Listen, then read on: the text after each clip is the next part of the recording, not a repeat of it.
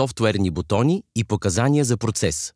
Потребителският интерфейс може да бъде свободно конфигуриран в iManager. Главната работна маска е разделена на 5 области: показания за процес, лента за състояние, изглед на отделни редове, информационен ред, ред с софтуерни бутони. За да можем да променим потребителския интерфейс, първо отиваме в главното меню.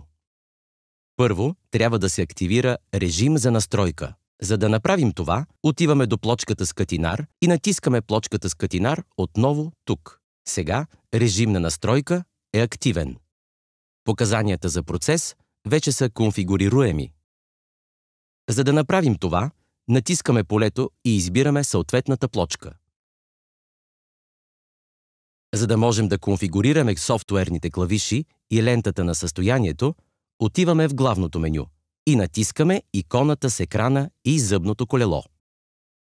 С левия символ може да се промени броят на показанията на процеса в лявата и дясната колона. Ако сега натиснете десния символ, режимът за конфигуриране става активен.